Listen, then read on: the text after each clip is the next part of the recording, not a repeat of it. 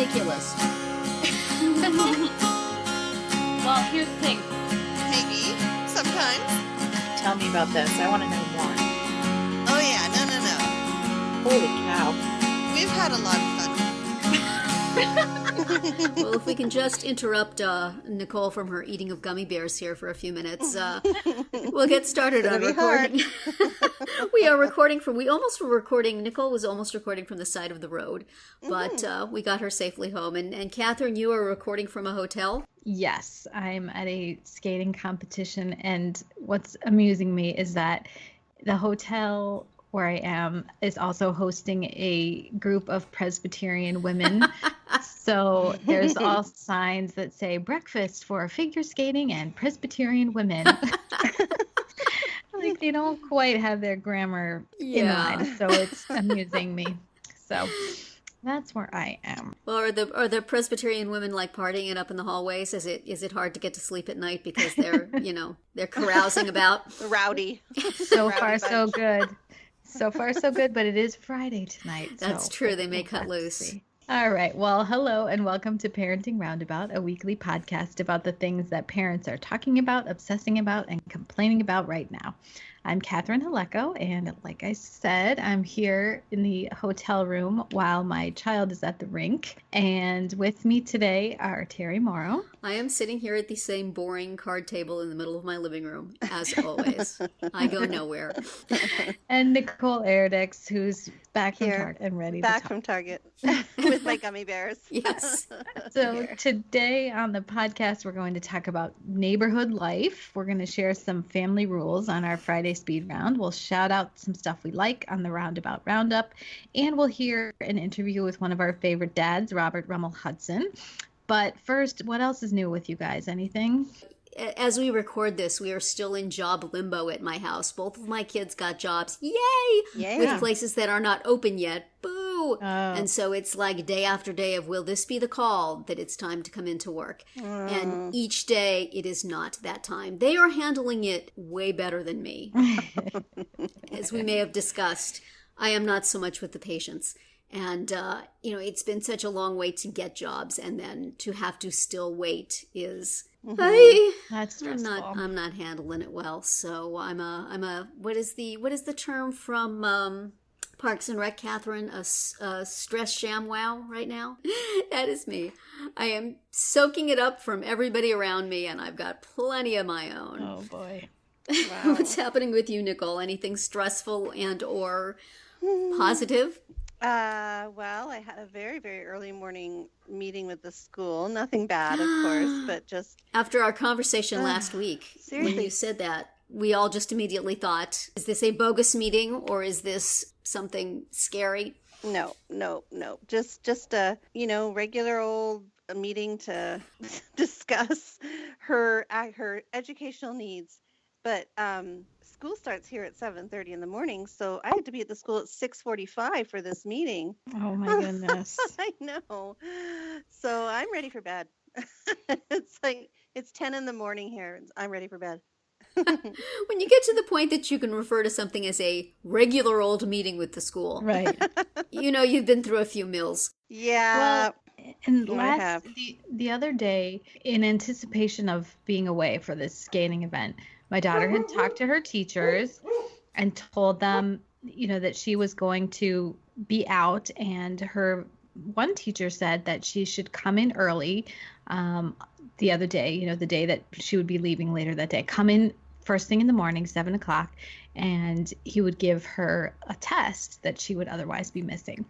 Mm-hmm. So after she missed setting her alarm early so that the whole house was scrambling to get her out the door in time to get to this meeting or to get to this teacher's office on time.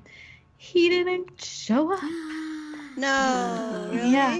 He said, I'm sorry, I had to go to another I was called into a meeting elsewhere in the building. And she was like, oh my God. And so then he said, and so you get an A on the test for being here. That would be nice, but no.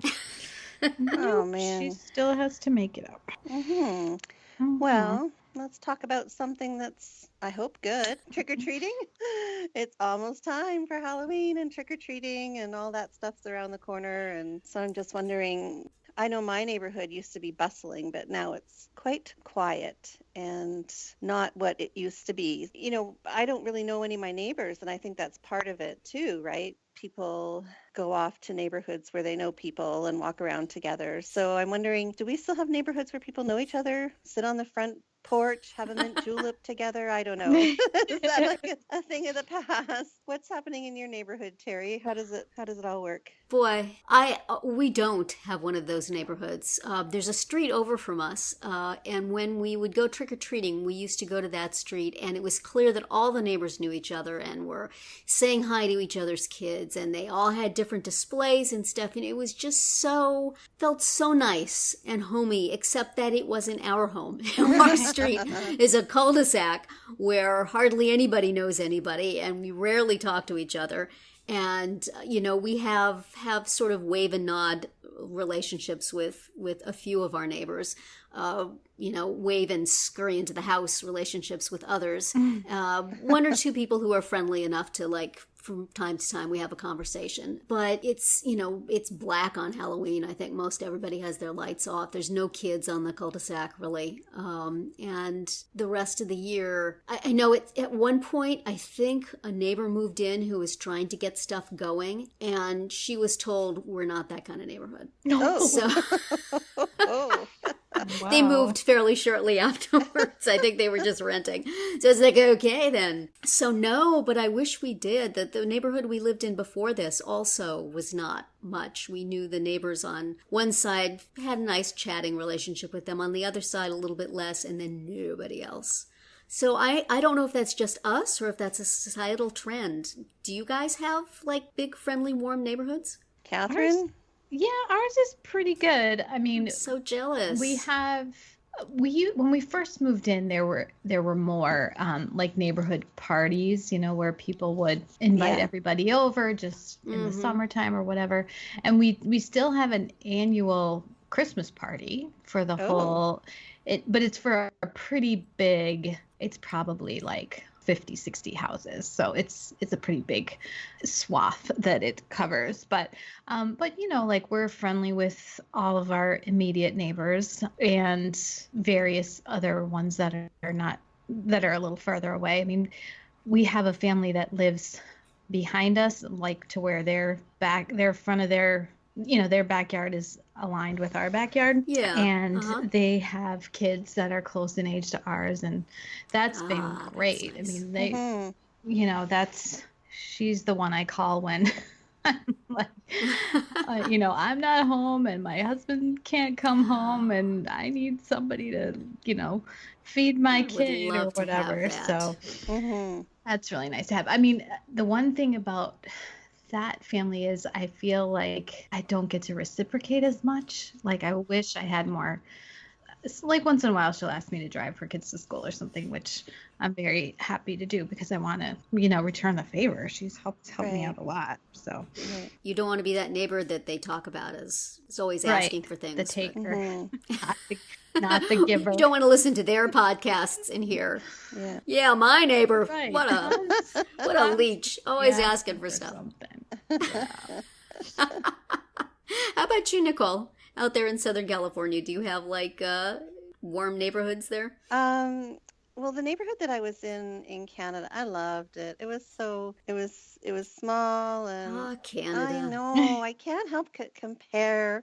No, there's a lot of good things down here, but the neighborhood up there I loved, and it was super hard to leave. That was one of the biggest things to give up, was that neighborhood, because my kids, could go out on the street. There's a playground across from the house, and it was a quiet street, and they could bike around. And my daughter's best friend lived 2 doors down, and they were back and forth all the time. It was truly a little village, And then coming here, this was a new subdivision, so as houses were being built and people were moving in, everybody was friendly. Hi, how are you? I'm your new neighbor. That lasted for about, a year. And now we don't even look at each other when we drive past. It's so weird. People just, we're so friendly initially, and then I mean, my neighbor, we chat, we literally talk through the fence. It's so funny because our fences are high and we can't see over them, but like if I see her out there, I'll like look through the peephole. Hi.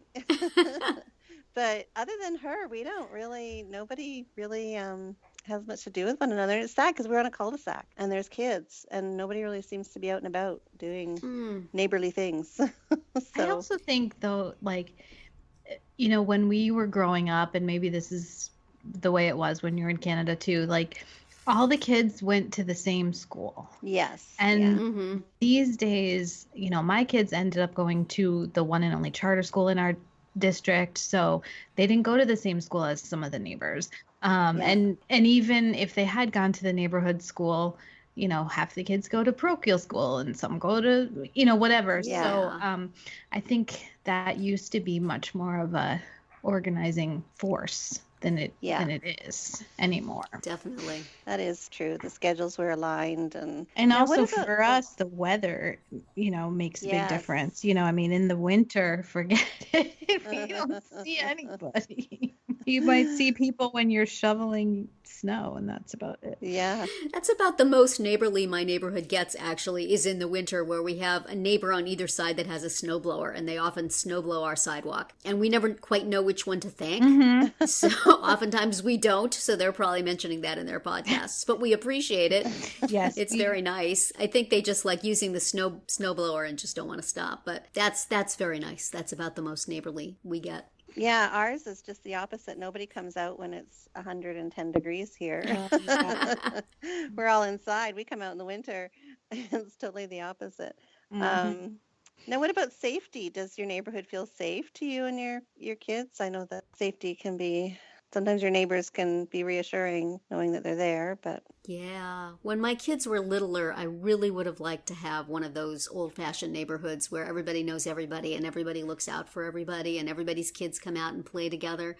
And we really didn't. We had one neighbor, a couple of few houses up the cul-de-sac, who had their grandchild with them quite a lot. And the grandchild would come down and play with my kids, and that was nice. But it was also a little nervous-making because he would just show up out of the blue, and I never knew, does somebody know where you are? He would be in our garage when we got out of the car waiting for us.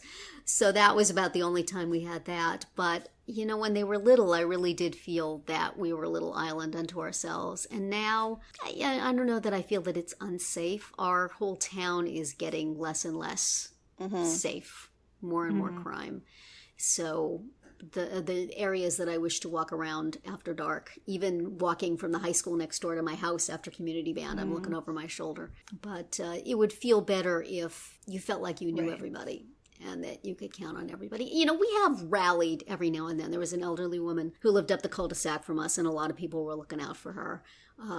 She would come out with her walker and a bag of garbage and make painstakingly slow steps down her driveway, like that was icy, and people would run and help her out. So the occasion does come up, but I don't know. It's not as safe as I felt as a kid in my neighborhood that I grew up in. Oh. How about you, Catherine? What's yours like? It's pretty safe, and it's like for trick or treating, it's extremely popular. It's a destination where people come from who knows where.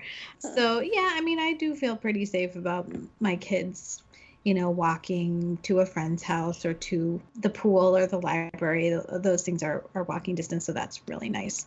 And playing in the yard. We have a fenced yard, so that's been nice. I mean, we initially got the fence because of our first dog, and now it's good for the subsequent dogs, and it's also been good for the kids. Obviously the kids know how to open the gate and get out, but do they trick or treat by themselves, your kids? At what age did you let them do that? They trick or treated with friends, maybe 10 or so they could start, because like I said, it's crawling with people. Like, I mean, basically the city sends a police car to the corner because there's so many kids crossing the street. So that's nice. In the last couple of years, there's often been a police officer just making sure that people are driving carefully. But it's hundreds of kids. So I Wow. definitely Yeah. don't worry about them trick-or-treating because they're just one of a very large crowd. Another thing about our neighborhood is that we're a cul-de-sac off a really busy street Yeah. on which people observe the speed limit not at all, not even close. They laugh as they fly by. And then across that busy street is a bunch of condos, so they're all set off. So there's like nothing. And then on one side we have a high school. And so then there's only one side that has houses on it. So it doesn't really even have that suburban, tons of houses and streets and things to walk around on. Yeah. So I don't know. You probably have that where you are, Catherine. Are you in a real neighborhoody neighborhood? It is, but it is a pretty main drag, like where our house is, and it's people can go fairly fast down it. So I do worry about them crossing that particular street. And my daughter has almost been hit on her bike there because someone came whipping around the corner, and the car going one direction had stopped for her to cross. Yeah. And then someone came flying around the corner and almost didn't see her. So yeah, that is scary. And same with the walk to their old school. I didn't like them to do that because it had a roundabout. And you cannot tell if it, the only way to know if it's safe to cross is if the person coming in the roundabout stops, because you just can't tell if they're going to veer off into the lane where you are or they're going to keep going around the roundabout. So that was difficult. What's the safety situation where you are, Nicole? It's not that great. First of all, it's Southern California, so that in itself has its own risks. But yeah, we're at the end of a cul-de-sac, and then there's a very busy road that runs past it. So, and it's a hill, so a lot of people come racing down the hill. And then it seems typical of communities down here, but you have like your really nice little neighborhood pockets, and then you've got your neighborhoods that are immediately beside it that are really not so so great. And we kind of border on one of those. Like our backyard actually borders into this big open field, and then there's some. We're basically in like an old it's an old orange grove area, and so there's a lot of homes from years gone by, and then there's this kind of newer subdivision in here, so it's not I would not let my kids, I don't let my daughter, never let her go outside on her own, or my son I did as he got older, but I don't want her going out and about. Plus we're not near anything, we're we're pretty far from services, so well, gee, when you grew up, Nicole, you were like walking 5 miles through the woods, right? I know. I was. And that was less scary than walking through the neighborhood in Southern California. Seriously, in the day. My daughter, I've got, poor thing, she's going to have anxiety because I've scared the living daylights out of her with the whole safety issue. But anyway, Well, and we haven't even gotten into the driving thing. Oh. No. How long till your girls are going to be on the road? 1 year. Well, mine's got about 2 months. Oh my. Do they have permits yet, or that's still in the future? That's when she'll get in a year. A year till enough to get the permit. Yeah. And how about yours, Nicole? 2 months till she gets her permit? No, she's got her permit. She's got 2 months to her license. Oh my gosh. Yeah. So, yeah, that'll be interesting. She drove, you'll appreciate this, Terry, but she drove me on the 10 last weekend. Oh. Yes. Yeah, we went out to Palm Springs and she drove. So. Yeah, and how hard were you clutching the armrest? Let's just say I was, doing the rosary, and I'm not even Catholic. It's very useful for just such situations. And the pretend emergency brake that's, the foot brake that's invisible on the floor.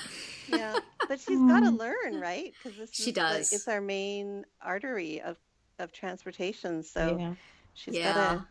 We had to bite the bullet and get her to get on there. And I remember doing driver's training on the 101 when I was in high school, and my dad helpfully said, when you're passing a truck, they suck you in. So that was... Thanks, Dad. God. Thanks, Dad. I won't worry about that at all.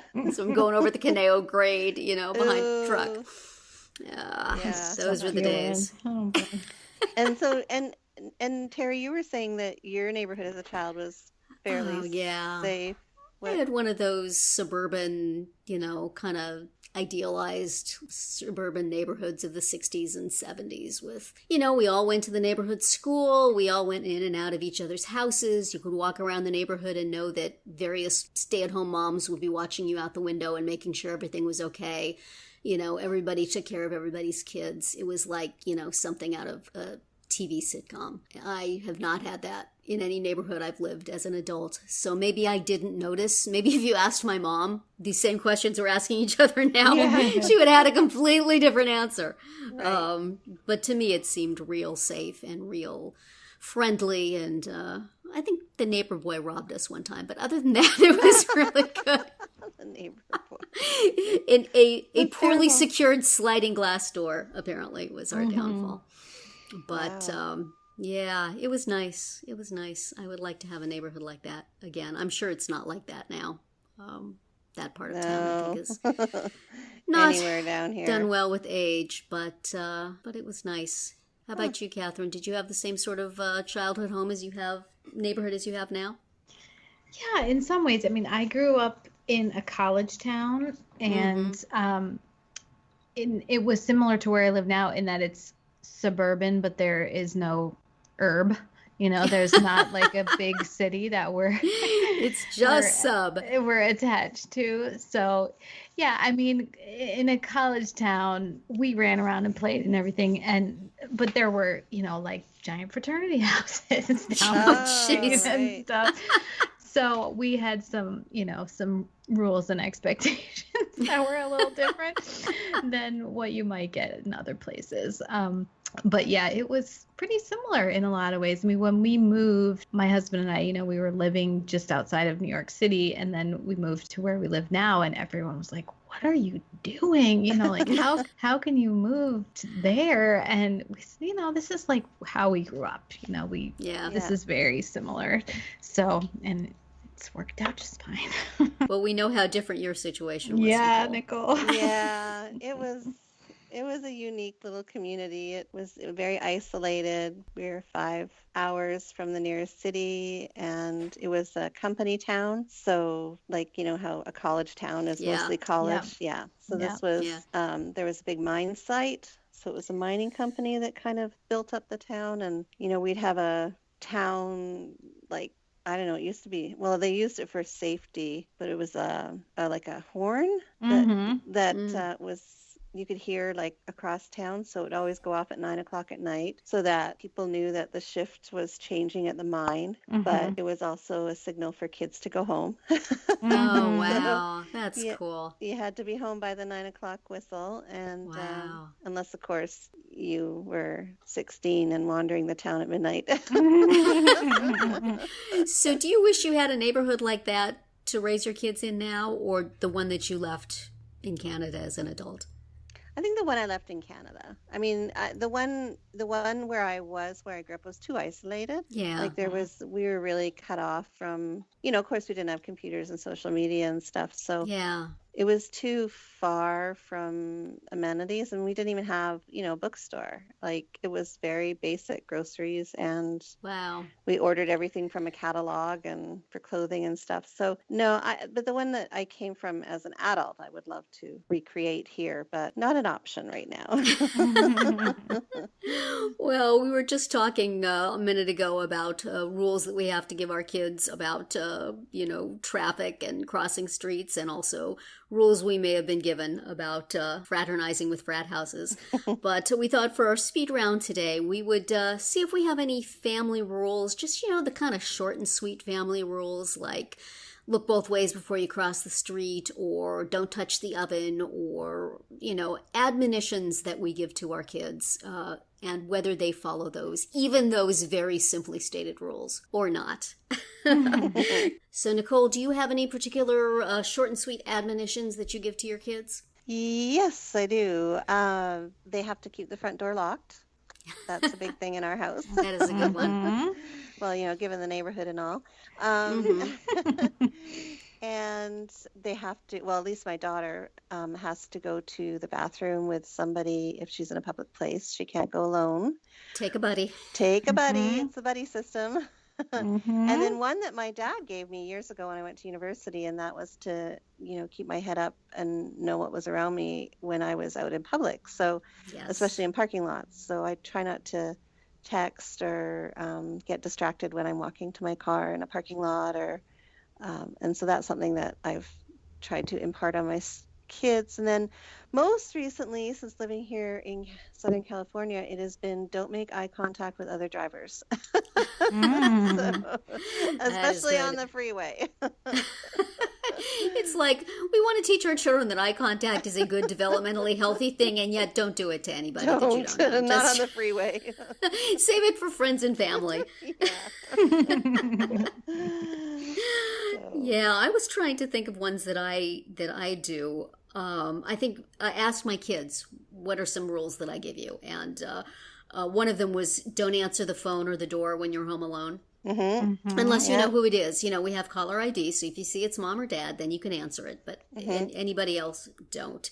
Eat everything that you take at dinner, as our kids serve themselves. So, if you take too much, you still have to eat it. And also, its corollary is just take a little bit, you can always get more. Right. Right. These are not always well observed, unfortunately.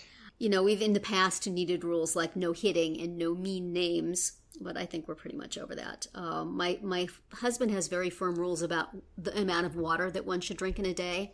And he is always yelling at us all about not having, especially my son, about not drinking enough water. But he doesn't pay attention to that all that much either. And of course, the rule that my extended family has that is very short and sweet is that you must call all your aunts and uncles aunt and uncle and their names and not just their names. And my kids struggle with that. They forget a lot and get admonished a lot. And I think it's kind of silly, but don't call your in-laws silly is probably a rule that somebody needs to give to me. Catherine, do you have some rules that you passed down? Well, we have some of the ones that you've mentioned about, safety things like not opening the door or answering the phone. But the best one is that I've heard, the best situation on this that made me laugh is, sometimes there are rules that you don't realize you need to make. And luckily this didn't happen to me. It happened to another family. But this little girl in my kid's school brought her pet rat to school in her backpack. And, the backpack was just hanging on the hook with the rat inside. And so her parents had to come to school and get the rat and, and that same day I happened to see the father out somewhere and I said something about, wow, I guess hopefully it didn't come across as obnoxious, but I said something like, it's just one of those rules you never think you'd have to make. And he said, yeah, it's happened before. Oh, no. It wasn't apparently the first time the rat had a little field trip. There are some rules you do have to make. And of course, a rule we pass on to our listeners is to remember that you can hear a new speed round every Monday through Thursday. So tune in and have a little fun with us every day. And Catherine, why don't you take us to our roundup? Yeah, now we bring you some of the things we've read or seen or used recently that we want to shout out and share with you. So, Terri, what do you have? Yeah, a little while ago we did a speed round on our favorite blogs, and I enthusiastically recommended a blog about disability news that I really valued and share often and always enjoy seeing. And right after I did that, they put up a paywall, and now you can only see 5 posts a month, and then otherwise you have to pay $5 a month or $50 a year. And no, I will not do that, nor do I recommend anybody else do that. So I feel like I have to retract that recommendation and recommend something else. I may go in and edit that episode. But since you guys both had recommended entertainment-related blogs. I thought I would mention a blog called A List of Things Thrown 5 Minutes Ago. I think it used to be like 2 or 3 blogs that got blended together, thus the name. But it's on entertainment and pop culture, and it has a really great comment section, one of the few comment sections that you can really go in and enjoy and visit specifically for rather than flee from. So I recommend that. They've been a little sparse in posting lately, so it may be now that I mention and recommend it, it will go under, and I will have to come up with another blog to recommend. But for now, go quick, check it out. Cool. And how about you, Nicole? What do you want to mention? I wanted to do a little public service announcement, and that is a feature on Snapchat that I recently found out about. And I know that my daughter uses it all the time, and I'm assuming that your daughter does as well, Catherine. Mm-hmm. And I understand Terri does. I am the only Snapchatter in my house, and I haven't quite figured out why one would want to use it. So I'm obviously not in the demo. No, well, for some reason, all the kids are using it here, and they favor it over texting and Facebook and Twitter. Wow. But there's this feature that I just found out about called For Your Eyes Only, and it's kind of like a secret setting that kids can use to take pictures of and then store and associate a passcode with it so that nobody can get in to see it, and you can share that passcode with other people. Ooh. And they can use the passcode to open up and see your picture. So it's like basically sharing pictures one-on-one with one another. I'm not exactly sure how it works, but I know that it's being used for some very undesirable photos at my daughter's Sounds like trouble. So FYI, parents, eye on that Snapchat. I'm going to switch gears and mention something different. Since I'm at a skating event right now, U.S. Figure Skating, which is the governing body for figure skating in the U.S., has a new campaign that they're calling Get Up, which, doesn't mean to be harsh, but it's all about it's supposed to be inspirational and all about how, when you're a skater, you have to really overcome some tough things and some falls on some hard ice and you keep on getting up. So there's a website called wegetup.com where you can see some inspirational videos, and I believe you can submit your own little stories and talk about skating and find out more about getting started in skating if you want to. So I would mention that, and I would also have to mention the Trader Joe's Inside Out Carrot Cake Cookie, which I just discovered. Oh my. I don't normally have access to Trader Joe's, but I happened to get to go to one, and wow, these things are amazing. I'm going to have to check that out. We have a Trader Joe's by us, but I've been boycotting them because everybody in my family applied for a job there and nobody heard back. But I may have to sneak in with the sunglasses and a hat and just you might. I will be disapproving the whole time as I give them my money, right? Because that sounds and don't buy anything amazing. else. No, certainly not. Maybe have a whole bunch of free samples. There you go. While you're there, I'll show them. Well, now we move on to the interview portion of our episode, and I chatted with Robert Rummel-Hudson this month, as we do once a month. And last month we got into some sort of depressing territory, so Rob promised that this month we would talk about something happy, like clowns. Now, clowns can go either way these days, so let's see what happened when I talked to him this time around. So this month, Rob, you said we were going to talk about something happy and cheerful, and the topic that you have chosen to talk about is our kids making friends in the mainstream world. Clowns with chainsaws. Yes. That's pretty much what what makes me think of. Yeah. So the alternate topic of our kids and their relationships with sort of the neurotypical world. Yeah. And it's funny because I've been thinking about this a lot lately because Skylar has been making friends that are outside of that sort of special education bubble. And which is something that we'd always wanted for her because, once she graduates, when she's out of school, that bubble just pops. Yes, that's true. Depending on the state you live in. Living in Texas, number 50 on the list of fine states for adult services for disabilities. Yeah. I think we can say that bubble pretty much pops. So it's been, that's been something we've been concerned about. And this year, it's our first year of senior high school. Yeah. and she's actually been making friends. And she always made friends before, but I'm trying to think of a nice way to put this. I mean, they were good friends. They were legitimate friends. They were genuine friendships. But the thing I always felt like I wanted to see more of, and the thing I felt was lacking, was I wanted Skylar to make friends who were getting as much from her as she was getting from, and it always felt a little bit like, and this is the part that I know, you guys probably don't get enough angry emails, so let's generate some.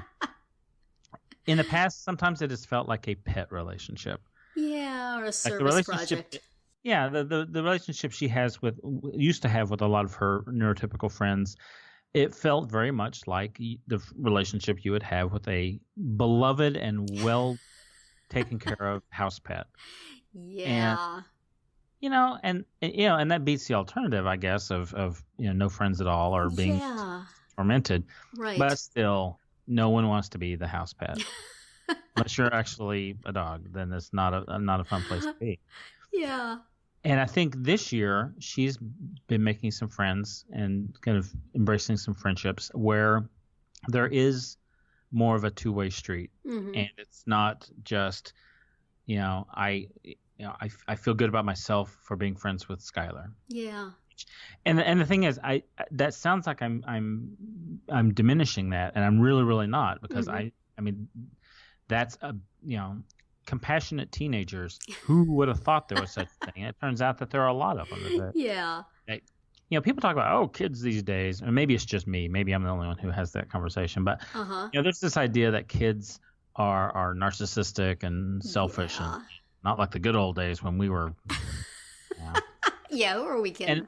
And I think the reality is that the kids that I meet through Skylar's school and the kids I meet just in general, I mean, they're active. They're socially activated. They understand, big issues of compassion and disability, what it means to be a part of society. I mean, it's encouraging. Yeah. But the one piece that we really wanted to see for Skylar was that next step for her to enter into authentic relationships with people. Yeah. And it seems to be happening now. And it's great. It's, there are pitfalls, but. Is that through the band mostly that she's making friends? Yeah, it is mostly through band, which is exciting as well. I mean, that's what we had hoped for, and it was slow coming. Her band experience last year and the year before were, she seemed to be run the gamut from being, an annoying commitment that people had to make to include her, to a valued, mascot. She was never, at no point was she ever, here's somebody whose contribution we really can measure and we can really, appreciate. Yeah. Mostly she spent a couple of years just trying to kind of keep up and hold her own and, not set anything on fire or make anything go crazy off the rails. Yeah. And this year feels like there's been a real effort, not just by the teachers, not just by the directors, but by her friends in the band, to sort of find what are her strengths, what are the things that she brings. And when she's being mistreated, she's been being mistreated the same way that everyone else is being mistreated. Well, Kids in the band that are mean to her, they're mean to everybody. So it's kind of nice. One of the drum majors yelled at her, and she was like, "He was mean." I was like, I was in band for a long time. The drum major's not yelling at you. You're not doing something right. Yeah. Yeah. You don't want them to have like she be the person that nobody ever yells at, and then everybody else feels exactly she's getting special treatment. Because there are resentments that build up, and she ran into some of that in her previous program, where she was, the directors. I mean, she changed directors halfway through. So the first half she was there, she got a director who just, I don't want to speak ill of the guy because he's not there anymore, but he's not dead. He just retired. I mean, good for him. He's out fishing, which is probably a better use of his time. But she went from someone who wasn't really interested in doing the work to somebody who really liked Skylar and wanted to kind of ease her way. Nice. Which is better, but not a lot better. Yeah. Now the director that she works with now, he is constantly looking for ways to sort of, ease her transition and ease her performance, but it's more to get her to a place where she can sort of drill down into her talents and into her enthusiasm and make it work. Yeah. So he's easing the way for her, but in the way that we desperately want to see. Right. Yeah. Not to make things easier for her, but to make things more possible for her. Right. I guess is one way to look at it. And the interesting thing about the friends that she's making, and this is and I'm not going to talk about their specifics at all because it's not my kid, not my stories. You could argue that Skylar's stories aren't my stories either, but that's but we won't. That's a topic. That's a topic for another podcast. That's right. But I will say that the interesting thing as they get close and they really start to become friends where they know each other and they know the things about each other and they know how each other works and what works between them is the thing I'm discovering. I guess I always knew this, but the fact that I don't know that anybody is entirely neurotypical. Yeah. And that we talk about hidden disabilities. Some of Skylar's disabilities are definitely hidden disabilities. But then there are the things that maybe aren't disabilities, but are certainly challenges and that are certainly affecting and seriously affecting a teenager's ability to navigate the world and to go through.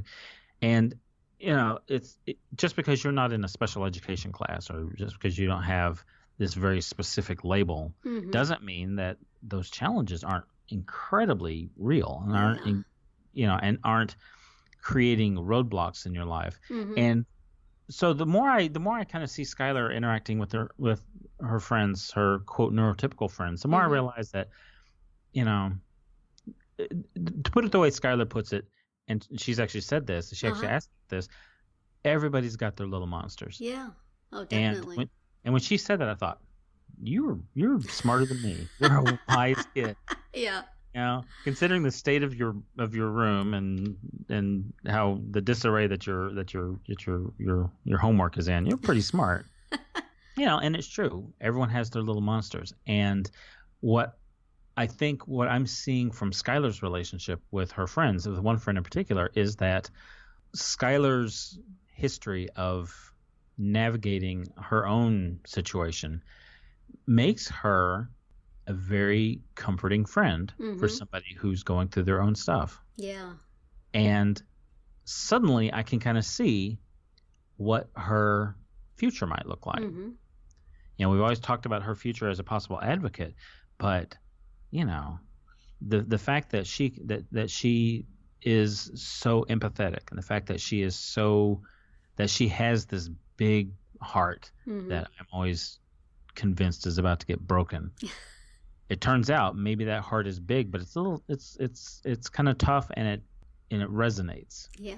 So for me, the best thing about this friendship is just that somebody wants to be friends with Skylar because she has something that they need. And that's a piece that I didn't honestly know I was ever going to see. If you want to be pessimistic about it or look at it through a negative lens, which I guess is what we do here usually, you could say, well, has she gone from being the household pet to the comfort animal? Yeah. And there might be a little bit to that, but it's not that simple, And if it were that simple, maybe that's okay.